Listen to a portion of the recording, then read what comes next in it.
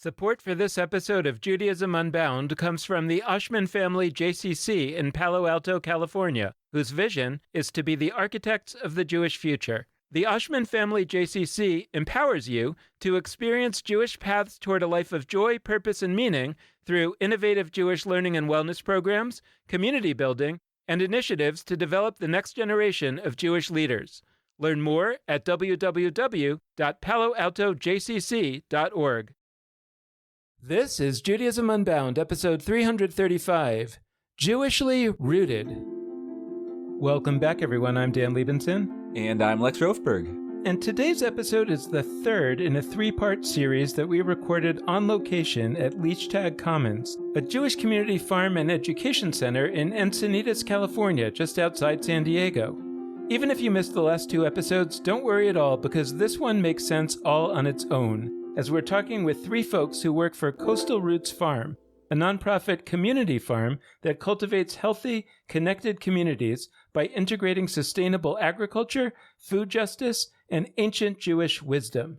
Coastal Roots Farm is situated on 17 acres of the broader Leachtag Commons property, and while it works closely with the Leachtag Foundation and was initially created by the foundation, it now operates as an independent nonprofit organization. It was really Coastal Roots Farm that was the genesis of this series because Jim Farley, the president and CEO of the Leachtag Foundation and a longtime Judaism Unbound listener, was a student in my Yeshiva class, and we had a conversation after class one day in which Jim said that he was really enjoying our Shemitah episodes and our conversations with Jewish farmers, but that there was another layer to how a farm could fit into a reimagined Jewish community, and that was the idea of the community farm. And this episode is a big part of that exploration. Our guests today are Kesha Dorsey Spoor, Adam McCurdy, and Sharone Oren. Kesha Dorsey Spoor is Coastal Roots Farm's Director of Philanthropy, Program Strategy, and Communication, overseeing all programs and education initiatives. Previously, she managed youth development programs to prevent gang violence and promote sexual and reproductive health at Vista Community Clinic. And she led civil rights and outreach efforts at the Anti-Defamation League in San Diego. Adam McCurdy is the director of farm production and is responsible for overseeing all areas of production, including crop fields, the food forest, animals, and composting. He is an experienced and skilled farmer with over 20 years of agricultural experience, including managing both nonprofit and for-profit farms, and he has worked with university agriculture researchers on studies related to minimizing tillage, cover cropping, and nutrient management to optimize nitrogen levels and protect watersheds in organic farming systems. Sharone Oren is the farm's education manager of camp and community programs, where she is responsible for the planning and implementation of Jewish and agricultural programming and events. Sharone Oren designs the long-term educational content and curricula for farm camp, and she trains and supports full-time and part-time educators. She previously worked for Kadima Day School in Los Angeles, where she designed and implemented the elementary school's general and Judaic studies curriculum, and she was assistant director of the Brandeis Collegiate Institute, also known as BCI. Kesha Dorsey Spoor, Adam McCurdy, Sharone Oren, welcome to Judaism Unbound. It's so great to have you. Thank you for having us. It's great Really being happy here. to be here with you. So let's start by just understanding a little bit about the history, but more the present of Coastal Roots Farm. Like, what does it do? Give us a picture of what a person would see when they got here and why, what it's doing. Coastal Roots Farm is a nonprofit Jewish community farm and education center, originally a program of the Leachtag Foundation. We're a nonprofit of our own. We're in our 7th year. We're a certified organic farm. All of our orientation toward growing is about healthy soil. We know that healthy food is not possible without healthy soil, and that's what regenerative agriculture is all about. More than half of what we grow is donated directly into the community through these strategic partnerships, and the other is made available for sale at our twice-weekly Pay What You Can farm stand. Folks come and they show up and they take what they need and pay whatever they can afford. They can reduce up to $30, no questions asked, through this dignified process. The third impact initiative is environmental education through all kinds of different programs, pre-K through 12th grade and beyond, anything from farm camps to after school on the farm is our after school program, nature play, workshops, tours, festivals, you name it. And lastly, Jewish life. The way that we engage people really of all backgrounds, and that was so much of the inspiration behind this place. Costa Roots Farm was founded on these ancient Jewish agricultural values, which guide the way that we take care of our land, give away our food, interact with our farmers, the people that come onto this space in a really inclusive way. So when you arrive to the farm, we're a tenant on this larger property. Back in the day, this was all agricultural land. It actually was 800 acres of poinsettia, the Christmas flower. So beautiful history there, Christmas plant, Jewish farm. This is the remaining 67 acres of that 800-acre history. And the farm is a tenant on that property. We're on about a third of the land, so you might show up, and the farm is actually in 3 distinct spaces. So as you're walking around, we have our main farm where our farm stand is located, our education farm and garden. You trek up the hill to the biggest part of the farm is our food forest. But really, we're working here in collaboration with all kinds of different Jewish organizations, agricultural entities, in our unique way that engages 12,000 people a year through these programs. 30,000 people a year get fed by the food that we're growing. One of the reasons that we decided to do these episodes was because I was having a conversation with Jim Farley about some of our episodes where we interviewed Jewish farmers. And he said there's a difference between Jewish farmers and a community farm, and that we really should explore the idea of a community farm. So can you help us really understand that difference? Coastal Roots Farm is part of a larger network of Jewish community farms across the country and Canada as well. And each of them were founded in these Jewish social, environmental, and food justice values that connect folks to their community, to the food, to the land. And that's what we're doing here at the farm. So we use ancient practices such as Peah or Shemitah. We're in a Shemitah year now.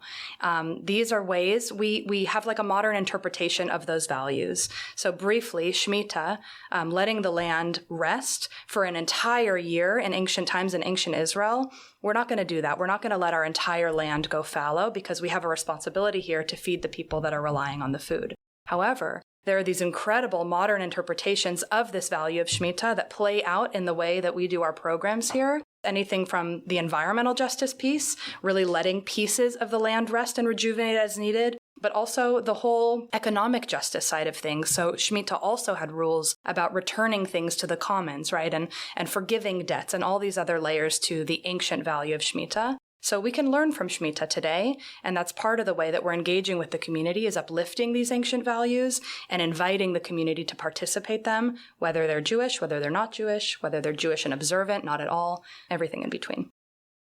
The concept of giving back to the community, how you adapt to the modern day is a trick because you've got your standard land lease or land ownership. You've got your marketplace. You've got your staff. And the way that we're bringing that together is through recognizing we might not be able to welcome the public onto the farm to do their own harvesting, which is the traditional aspect of Peah, where those that would need would come and harvest the corners of the land.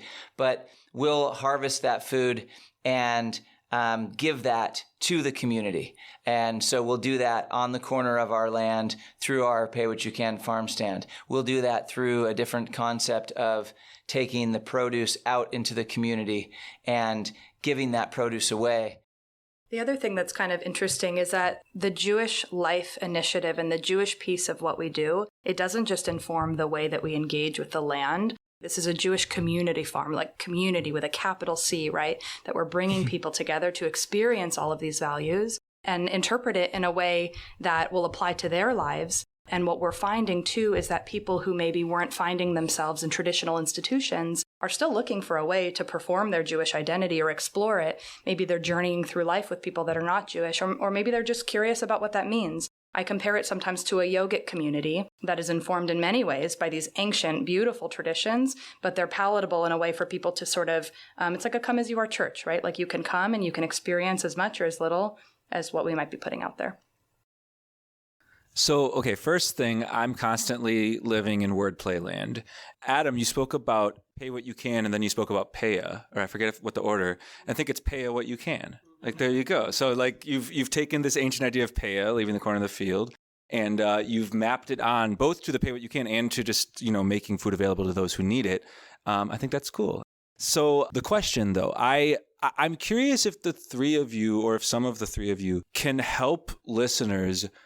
We're sitting here on this property, and we've gotten to walk it and see it. But I don't know, this is like a funny question, but I'd kind of like you to just talk through what it is to be here. Like, if you were like an author writing a fiction novel and you were setting the scene and talking about what it looks like, what it smells like, what it tastes like, to the extent that, you're tasting things regularly. There's tasty stuff around. I had a mulberry from a bush yesterday. What does it feel like? Help us get a sensory sense of what this farm is. When you come onto Coastal Roots Farm, you will come walking in through a welcome garden where there are multiple different flowers in bloom at any given time of the year. You will hear the sound of chickens clucking along. You will smell fresh soil.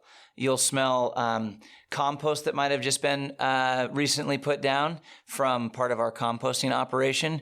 If you make it up to the top of the property, you will see that large composting facility where sometimes you'll not have that sweet essence of the smell because all the miracles of the microbes are working together, getting that breakdown underway. You'll also have a sensory overload of visuals. You'll see different plants blowing in the breeze. You might have a little dust cloud pop up around you as one of our little four-wheel vehicles buzzes by you. You might hear the clang of steel on steel as we're setting up trellising. You'll definitely hear the laughter of children as you're making your way through the field. You'll also sometimes get lost and feel like you're in a forest under the canopy of an amazing elderberry tree, or gathering some shade underneath a pomegranate tree. So of all the different crops that we're growing and all the different community that we're welcoming, it really depends on the moment that you arrive, whether it feels like it's a quiet place and you hear the bird song, or you feel the buzz of machinery in one corner and the laughter of children in another corner. So hopefully that paints a little bit of a picture for what you might experience when you walk through the welcome gates of Coastal Roots. Yeah, walking through these gates of Coastal Roots Farm, we might have a holiday activity going on, depending what time of year. We might have a workshop on gardening, and going over to the farm stand and seeing those patrons and having them come into the farm and to the different events. We have our nature playground, which is just an open space where children and caretakers can come and just play and visit chickens and hear the stories and sing some songs. No matter what is happening, everyone feels welcome. There's a space for everyone to do something here on the farm. So, Sharone, can you start to give us a sense of how the working farm that we have heard about, how that connects to education? Like, what is the education that the farm is trying to provide and to whom? And specifically, how does it do it? And I guess I'm curious, at what stage of development do you think that is? In other words, do you think that we're just starting to learn how to do this, or do you think we already know what we're doing? Part of the reason the farm was created was because of this need that we saw in the Jewish community, that people wanted to belong and to live a Jewish life and somehow connect to Judaism, but not necessarily through an institution or the JCC. This place was created for Jews to be connected, no matter where they're at in their life, no matter how they're practicing, what they're doing, they want to connect to Judaism in some way. And so when I came on, just kind of starting the educational programs, and we saw that we could create all the programs we wanted, but if there was no need out there for those programs, then we're just kind of working backwards. So we pretty much asked the community, what is it that you're looking for? And so we saw that both connecting to Judaism through Jewish holidays, and so we put on festivals and events for that, but also just people wanting to experience the farm, perhaps in a Jewish way, but maybe not even in a Jewish way, but understanding that these ancient Jewish values are also universal values that anyone can understand and attain. And it doesn't matter if you're Jewish or not, that you can experience all that the farm has to give and all the farm has to teach. So if we have the school and group field trips, sometimes, most of the time actually, we have non-Jewish kids coming here from different school districts, from different groups that are not Jewish. And they're coming here and they're learning environmental education. They're learning about, the plants and pollination and soil. And then, and we also say, hey, there is an ancient Jewish value that guides us into knowing how to nourish the land and how to nourish you, how to nourish community. And that might be called tikkun olam. And so we'll just kind of throw that word out there, repairing the earth. That guides us. That tells us how to take care of each other, how to take care of the land. And we're going to teach you to do the same thing. We also have our after-school program or our seasonal camps, where sometimes they're tied into a holiday, like if it's spring camp, then we'll have a Passover component. But still, when teaching all of these things, we're not a religious farm, and to just say, hey, Passover is all about making sure that we are in community and we are remembering that we are free and that we're going to celebrate and joy. Well, how can we do that here on the farm? And taking kids through different processes, through really understanding about why it's so important to grow your own food. And then they might, they'll make their own snack. And then we have our programs that are very catered to the Jewish holidays and perhaps the Jewish community. So Rosh Hashanah and Hanukkah and Passover, Purim, Shavuot, and having those events out here, where in each event, it is our goal that kids and families can relate to the holiday through the farming and through the gardening. And so in every single one, we think and we say, how can we celebrate this holiday? Let's say Purim has nothing to do with agriculture and gardening. How can we take this idea and the values in this holiday and connect it to gardening and having kids go out to the garden, harvest, find pollinators, understand the importance of healthy nutrition or healthy soil and connecting it back to the holiday. I'm thinking about two different ways people could sort of spot the Jewish at Leechstag Commons at this farm. One, and you've alluded to this with like the Hebrew, English, Spanish signs. Like you walk around the farm and like, boom, oh, hi, Pirkei Avot, like words from a book that is Jewish on an actual sign next to some plants. Easy peasy, like there's a Jewish right there. And that's one way that Judaism is conveyed here, I think, which is to say, like, you're taking Jewish text, Jewish wisdom, Jewish traditions, etc., and you're teaching about it to people, and it's at this place, right? Which is, and I'm not saying this to demean it, but it's like Jewish education that might happen in another place, but it's here. Mm-hmm. And then the other kind of spot the Jewish, I'm sort of sorry for that phrase, but I'm not that sorry, is like, it's a random Wednesday, not a holiday, and you're in an area of the property that doesn't have the signs. But like, we're part of a tradition that has a few thousand years and a lot of books that are talking about seasons and agriculture and growing things. And there's a way in which, like, even when you're not saying, Maimonides on this sign right here, like, there's a way in which just being here and sort of engaging with the earth feels like a kind of Jewish education. And so I guess I'm kind of curious how you think about that duality between like the classic kinds of teaching about Jewish values, ideas that you're doing here that others might do elsewhere, and the Jewish education that is more lived or experienced than like spoken with words. I used to teach at a Jewish day school, and I found that so much of what I was doing was outside of the book. It was experiential. How can we really understand what the Torah, what this pasuk, this phrase is telling us in our life right now and make it meaningful now? And especially I was working with elementary school students, so even more so to make it meaningful for them. When I started working here on the farm, I thought about the same thing. How can we make Jewish life come alive? How can we actually do what it's saying, what the Torah says or what our rabbis tell us? In everything that we do, we're always thinking about these values that are guiding us. Like one value that we have here is kayamut, which means sustainability, right? So that's in everything that we're doing. We want to, make sure that land is sustainable. It's regenerative. We want to make sure our community is sustainable. We want to make sure that we're sustainable, that we can continue coming and growing. And that's just one example, right? Maybe perhaps another one is this paya model, which is funny you said about the paya and pay what you can. It's exactly how we teach our campers how to remember that word. We say it's a paya what you can, and it is actually on the corner of our field here at the farm. As an educator, I know when you're experiencing something, that you have an experience, an experiential moment, that creates a memory, and that is what's going to last, rather than reading some paragraph in a book, talking about it, and then walking home.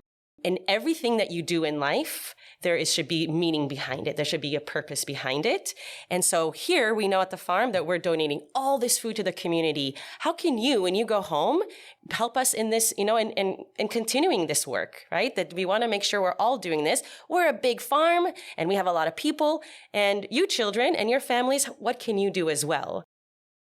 I think you named some of those obvious ways how you can spot the Jewish. And you're right. I think the signs and the language are one way. The seasonality is a really interesting, an interesting element. And I can give you an example of that, but I also want to share two more that I think are a bit more under the surface. The seasonality, I can tell you, I've been here about 4 years. And the other day I was walking past the trellis that our apple trees are growing on, and I saw little apples on them. And my first thought, it was very strange. I was like, hold on, Rosh Hashanah is still a ways away. These apples must be in their infancy. This is not my expertise per se, but it was very interesting that I was looking at something growing and I connected it immediately to the holiday, to the season. And seasonality is definitely deep rooted in everything that we do, the cycle of the season, the cycle of the Jewish calendar, et cetera, et cetera. We even grow horseradish, just in time. It's not a coincidence that those things are growing during the times that we need them for our practice. But there are two other kind of the ethos that I've come to discover that somebody might not know in their first visit, or maybe they would, I don't know. The first is about the way that we create access with dignity. For me, Heschel's concept of praying with your feet. We have this conversation all the time now about the way that we are doing Jewish here. And I think the farm is really oriented toward doing good because we're Jewish. And the other piece is just about Jewish survival. There's so much, this is a place of joy. And I think that Jewish joy is a really valuable way to do Jewish because we celebrate year round here. Our team, there's no shortage of fun for sure internally, and inviting the community to do so. And I think that that's maybe something that you wouldn't see if it was a quiet day on the farm. But no doubt when children are playing and lessons are learning and festivals are occurring, I think that's kind of the ultimate Jewish experience at the farm. I think that's huge, the Jewish joy part of it. A lot of times in Jewish organizational life, the question is asked, why aren't people coming more? And I think that it's because they don't enjoy it. It's pretty simple. And the question is, what do you do about that? I think a lot of times the attempt is to do better marketing, but then they come and they don't enjoy it. So then you can't do any marketing. It's not once they know that they don't enjoy it. So to have a place where joy is central and maybe the first thing, I think it's really huge. So, and that connects to a question. It sort of sparked for me, Sharone, by what you said about Purim having nothing to do with agriculture. And so we have to try to figure out how to do Purim stuff here. But as you were saying that, I was thinking, Purim doesn't have anything to do with synagogues either, right? Yeah. The only thing that Purim has to do with is you could go to a Persian restaurant, or I don't know where would be the natural place to have a Purim observance would be, but it's neither a synagogue nor a farm. And that's where I'm sort of curious about how you see what's going on here, as I think a lot of people might hear about a Jewish farm and imagine that is some kind of return to some ancient version of Judaism that was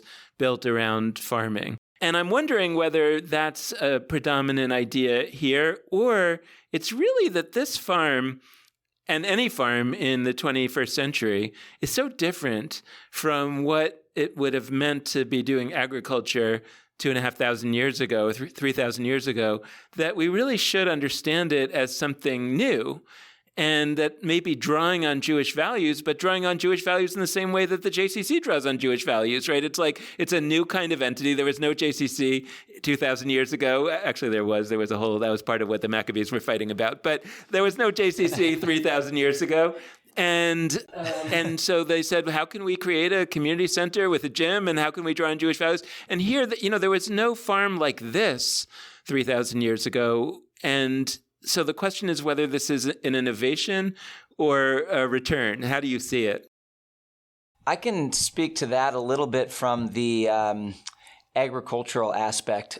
They're really age-old ancient traditions that we a lot of times think of as innovation, but really that we're just looking to our past to really learn from the way it was done, maybe before technology came and messed with things, maybe before innovation or demands, created a need to kind of divert from the baseline that you need to care for the community that's going to come and work in the fields with you and care for the soil that is going to actually do that miracle work to then produce nutrient-dense food that is ultimately our medicine. I'll say, for example, you'll see the community welcome having a wonderful time, as you mentioned earlier, Dan, that joy that folks, we open up that joy. We oftentimes hear, everybody on your team is so happy. And that joy in that community will come and help harvest that food and will also help in the pack-out shed of processing that food and packing those bags that are ultimately going to be going out to active duty military families.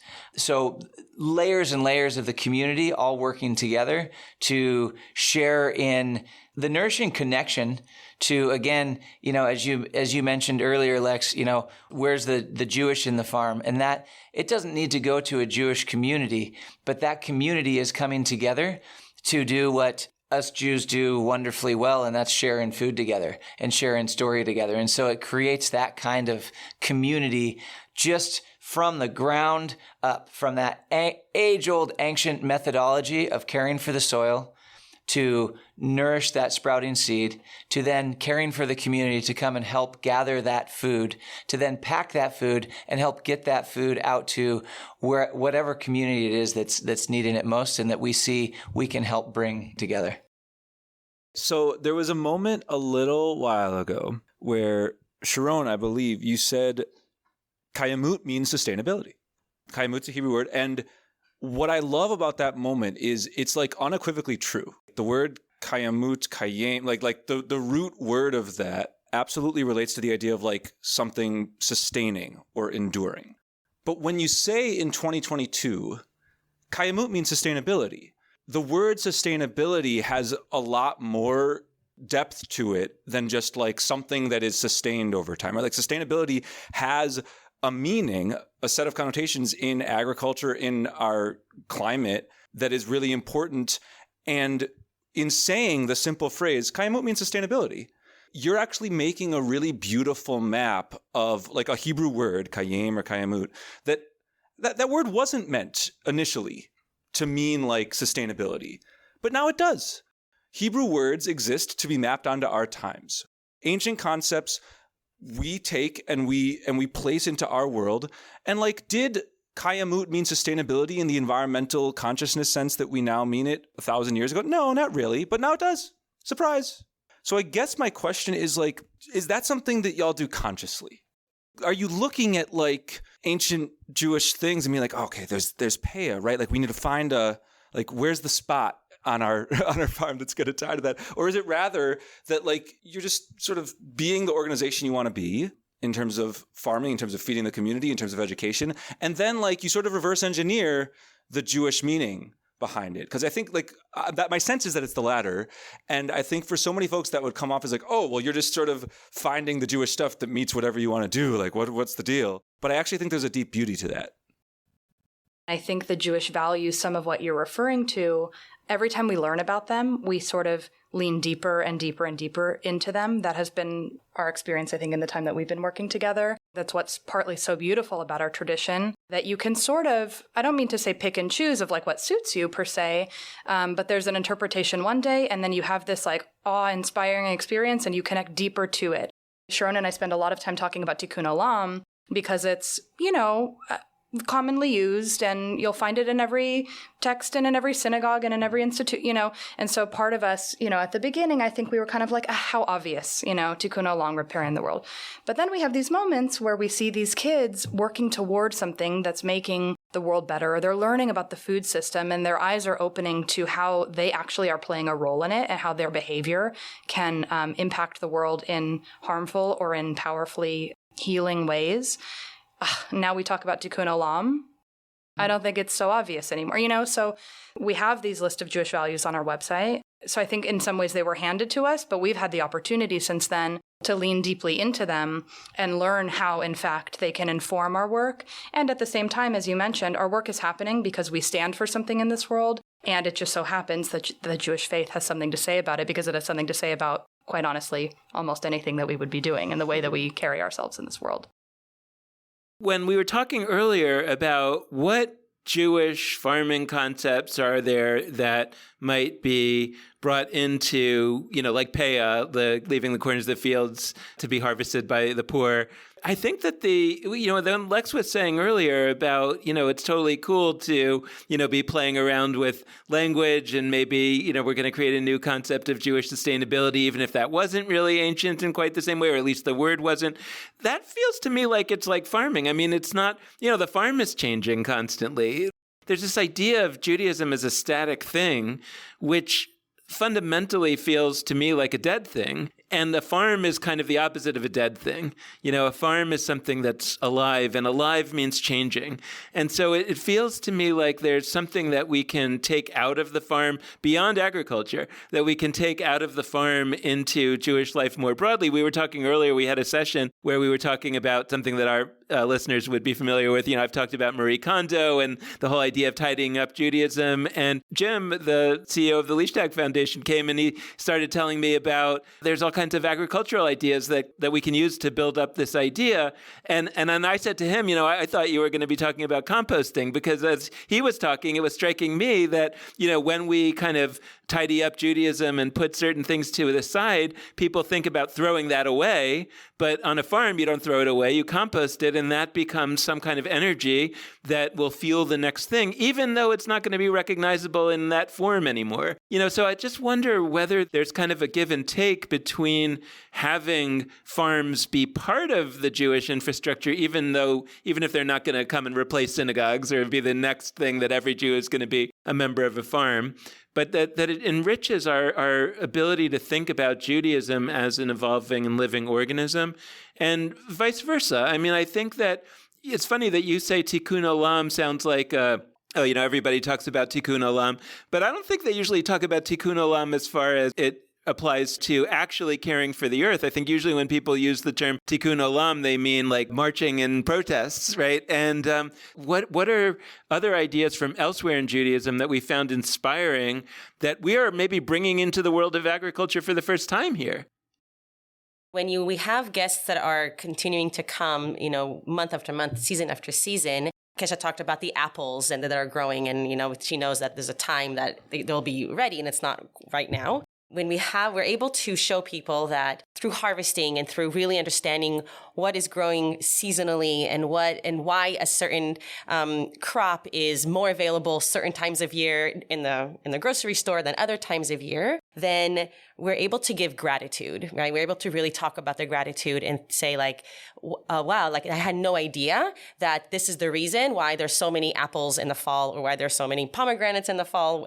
And we make sure that, to teach our community about this and to say not just gratitude for the food that we're growing, the food that you're getting from the stores, but all the people that it took to get the food to that plate. We talk about that a lot, but here on the farm, we actually go through that visualization with our guests to say from the farmers that you see right here, and you yourself might also be just planting this little seed.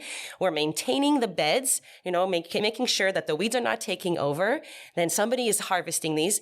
Then we see over here in the post-harvest that we're washing all of these and we have to package them. They might go in a truck somewhere. They're going to get to the grocery store. There are so many people involved in this process. And there's we should give a lot of gratitude for this. Adam actually has a sticker on his laptop that I love. And it says, when you sit down for dinner, you should thank a farmer. In Judaism, we have a lot of gratitude, a lot of prayers with gratitude. And so to take those ideas and to apply it to our everyday is something we really are trying to get out into the community. It might even be looking at all the critters. So one value we talk about is kavod briut, which is really respecting all of creation, from the littlest, creatures, the bugs, to people. Once again, going back to that gratitude. And to say it takes all of us, all of creation to make this happen, and hoping that resonates with them and that they're able to continue that even off the farm. Dan, to your point of how are folks going to connect to their Judaism, as it's not going to replace the synagogue. And I think that that's a really interesting point. I'm kind of a unique Jewish farmer in that I was a farmer before I was Jewish, but I always connected with the fact that the Jewish calendar is on a lunar cycle. I'm going to use a Seder table as an example. Whenever we welcome folks out to the farm in different ways, people learn about land stewardship. They learn about the care that a seed requires once it sprouts, how you or your team or your community care for that. I've sat at many Seder tables where the fact that the parsley is a biennial, and now granted regionally and seasonally different, but in the spring, oftentimes when that snow is melting, the first thing that surfaces again is that parsley that's at the Seder plate. And so folks might know all of the traditions and rules and everything that's practiced for years around that parsley, or the lettuce that's the bitter herb. Why is lettuce a bitter herb? Well, is it? I mean, I guess we can get into that. But the bitter sap rises as the day warms up and and so these kinds of concepts. So that's very Jewish as I'm speaking of the Seder plate. And it goes into just the greater holistic good of folks understanding what it means to steward the land and what it means to know where your food is coming from. What is your food system?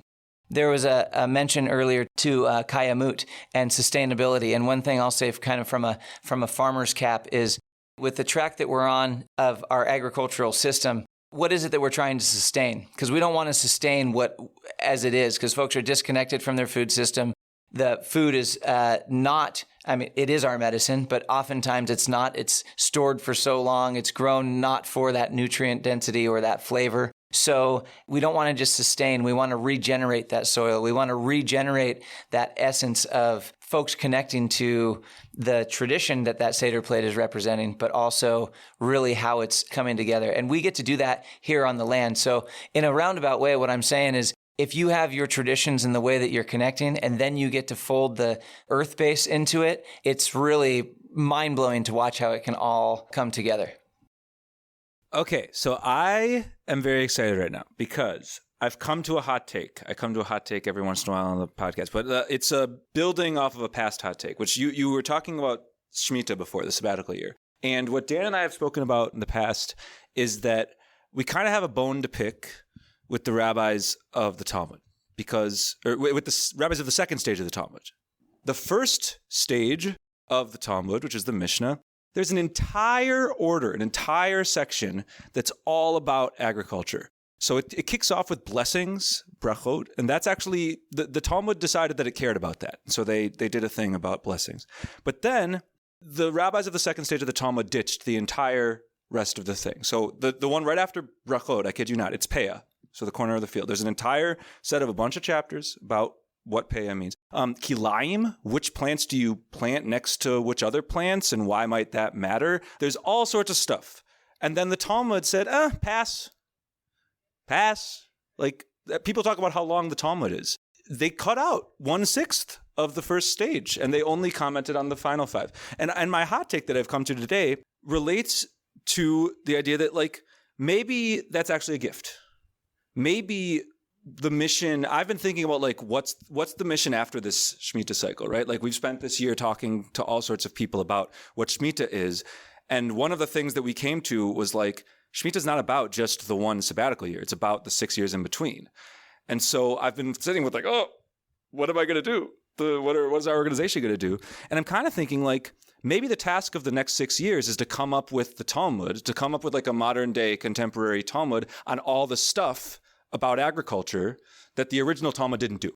And so that's really not, I would be lying if I said that's like a question that I'm posing to y'all. But what you've done in this conversation, what your organization is doing, is you're actually, like, through your work, providing things that would be in that Talmud. Like what you just said about pay what you can, peah. Like, to me, that's like, okay, page 1. The Talmud starts on page 2a. That's a whole weird thing. But so page 2a, that's where we start.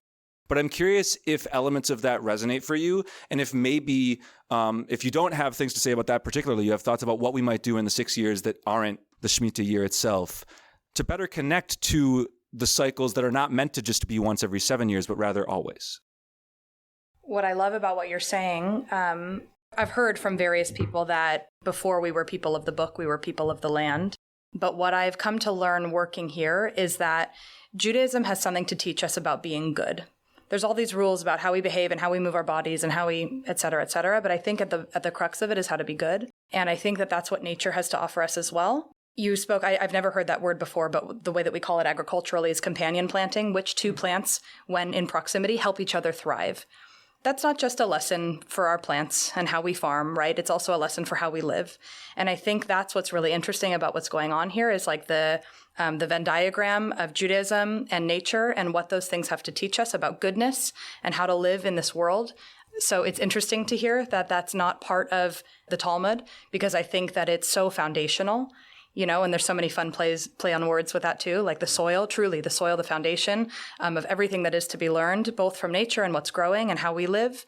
And I'll also say that I don't think, like Shabbat, the seventh day of our week is not separate from the week, although, of course, we put beautiful boundaries around it in order to separate it and really mark it as sacred. But I think that the whole idea, right, is that they work in conjunction and that the week leads up to the Shabbat or the Shabbat informs the week or whatever that may be. Extracting from the intentionality or the pause, the sacred pause. That's my daughter's name, by the way, Sela. Have to throw that in there. I think it's the same with Shemitah, that these 6 years leading up to the next one should all be oriented around how we're going to rejuvenate and continue to survive and thrive and what can be learned from each of those 6 years along the way. Kesha, that's really profound what you said about the companion planting tied into the kilayim. Because there's also that concept that you speak of, Lex, of the next 6 years leading up to the next Shemitah cycle. And in agriculture, you're constantly on a rotation. So you're constantly, we don't wait for the Shemitah year to put cover crop and let the land lie fallow. We are in a cycle where we grow on that land, we care for that land, and then ideally following that kind of extraction and that dance that we do with it, we then give back to restore. So we plant that cover crop, we move those chickens through, we'll give it that rest. So kind of breaking it down from not the long duration of an annual cycle or a multiple year cycle, but taking it into happening multiple times within the year. And as Kesha pointed out as well, that rhythm that we find within a week cycle, obviously crops will take 30 days, 60 days, 120 days. So it's not on a weekly cycle that we get to do that. But that concept is applied in all the different facets. Pretty amazing to think how each day accumulates into the week, accumulates into the month, accumulates into the year, and then bam, we're at our next Shemitah cycle. Adam, I was wondering if you could talk a little bit more about, from the perspective of having, like you said, having been a farmer before you were Jewish and just sort of putting all these pieces together. I'm trying to balance between ancient wisdom. In other words, there are things that ancient people knew that we forgot for a long time about taking care of the earth, for example. But there are also things that ancient people didn't know or couldn't do about farming. Like you have big farm equipment here, right? There's all kinds of things that are not done the ancient way here. And then there's Judaism, and I'm wondering whether there's some way that a living Judaism that is really happening here, a Judaism that is not something that was only in a book from thousands of years ago, because in fact, Lex is telling us it actually wasn't in the book from thousands. I mean, it was in the book from 2,000 years ago, but not from the book from 1,500 years ago, right? So there's really kind of, but if we think of Judaism as something that evolves, then how as you are experiencing it on the farm, the idea that Judaism can in some way, or could in some way, become a sort of bridge between ancient wisdom and contemporary knowledge in order to help create a new kind of farm that somehow does something that neither of those quite did. Does that make sense as a question? Yeah, it does. I could approach that from a handful of different ways. I think since the land really doesn't belong to any of us, that's a social structure that we are all living within now. You can't just conceptually disconnect from that, but it is important to remember at the core of that. And the reason I go into that is because when it was more of a nomadic, before a settled agrarian society, we had more of working with your landscape around you. So how important native plants are, how important the native landscape is, the native flora and fauna. and looking to not only ancient Judaism, but to right here on this land, to how the folks that were on this land before us, how they worked it. In this situation, it's the Kumeyaay and the Luiseño.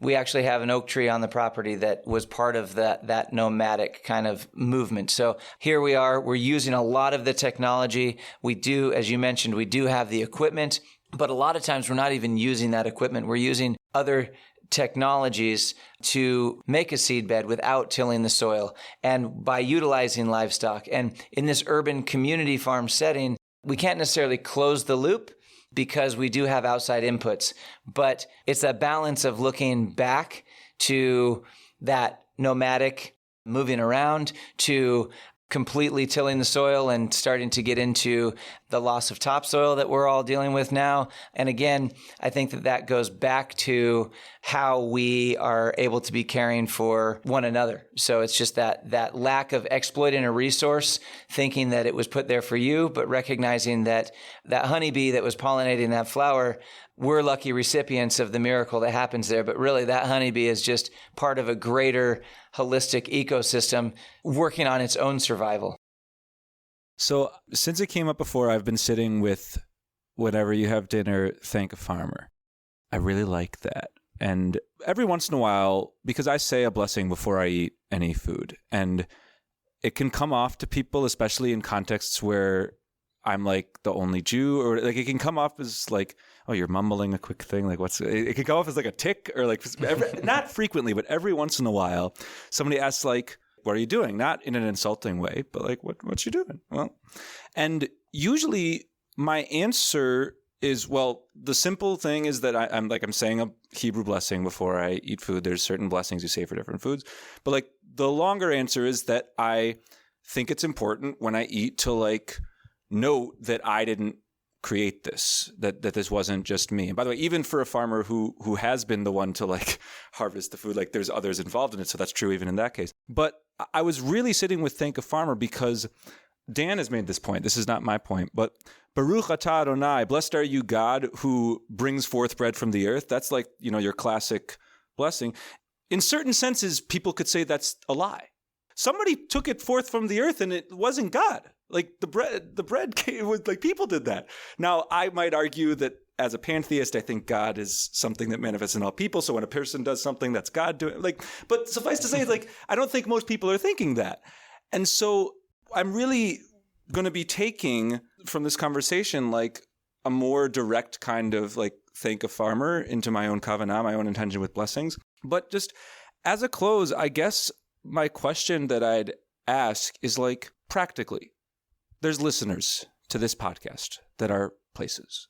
They're going to go off to dinner in a few minutes or a few hours, and then there's going to be the next day. Like, what's something they might actually do in their life that's different tomorrow from what it is today? What's some teaching, some Torah from the farm that they can bring forward?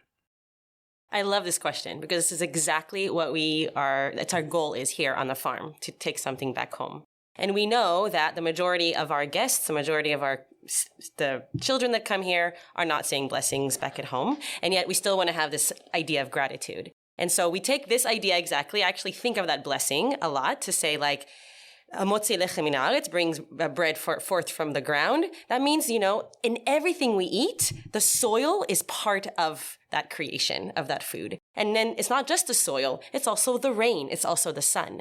And so when we have kids sit down for a meal that they have harvested and they have prepared, they have washed the vegetables, they've chopped it, and they have something in front of them at that moment, before we eat, I say to them, we need to be thankful for what we have in front of us. And so let's thank all the elements that took to make this happen. So I tell them, repeat after me, thank you farmers, and thank you soil, and thank you shamayim, thank you sky, and thank you rain, and thank you sun for allowing me to have this wonderful meal in front of me. So I think if anyone is thinking of what can I do to make sure to have this gratitude, being religious or not, this is one thing that can connect you to the food that you're eating that came from land either close or far away from you, and all the people that it took to make that happen. You begin to understand why it's really important to thank all of these things. Being here at the farm has really changed my own consumer behavior. That's something that's really stuck with me in just witnessing how long things take to grow, 30, 60, 120-day cycles, depending on the crop. And one of the things I've learned since being here also is that food on average travels 2,500 miles in this country. So in addition to all of the players that you're mentioning who are involved in that process and who's being underpaid, by the way, usually in this country in our food system along the way, and on whose backs, that's a whole nother set of questions, I'm sure. So shopping local is really powerful. We try to make that attainable at the farm through our Pay What You Can farm stand. We know that farmers markets are not always accessible ways for people to shop and shop organic. So maybe that's, too tough of an ask for so many people who don't have that access. We recognize that. But if it can stretch beyond that, just to our consumer behavior in general, and the society that we live in with this sort of expectation of instant gratification, just simply acknowledging the number of players that are in the mix when you click submit, something on Amazon or whatever it is. Do you need it right away? Can it wait? Where should you source it from? Doesn't have to just pertain to food, but anywhere from the manufacturer to, or before that, the farmer, the manufacturer, the processor, the truck driver. There's a lot of people in the mix. But when it's 1 day late from our 2-day shipping, we're all really upset, right? So I guess I'm reflecting on my own consumer behavior and trying to plan ahead and ask myself, is this something that I need right away or can it wait? And that's something that tends to inform my sense of gratitude, knowing how many people, we rely on each other to live as individualistic of a society as we live in. We just simply cannot eat.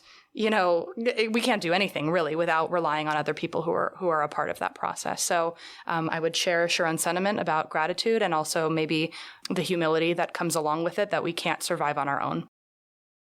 Thank you all so much for joining us. This has been a fantastic conversation. Thank you for having us. Thank you so much. Thank you. And thanks so much to all of you out there for listening. We hope you've enjoyed this conversation, and we hope that you'll tune in again in the future. We especially hope that you've enjoyed this 3-part mini-series that we recorded on location at the Leech Tag Commons. And if you didn't listen to the first 2, if this is the first of the 3 that you're listening to, definitely go back and check those out. We'll also be debriefing, thinking back on these conversations in our next episode. So lots of good stuff coming in the past, present, and future from this Leech Tag Commons trip. And we also hope that you will be in touch with us. We really appreciate hearing from listeners. Send your questions, your thoughts, anything our way, and you can be in touch in all of the following ways. First, there are our social media handles. That's Instagram, Twitter, Facebook. All of those are at Judaism Unbound. Second, there's our website, JudaismUnbound.com. Third, there are our emails. You can email us at dan@JudaismUnbound.com or lex@JudaismUnbound.com. The last request we like to make is that we deeply appreciate any amount of financial donation that you're able to send our way, and you can do that via JudaismUnbound.com/donate on either a monthly recurring basis or just as a one-time gift. So thank you so much for listening, and with that, this has been Judaism Unbound. 72 more days of Shemitah.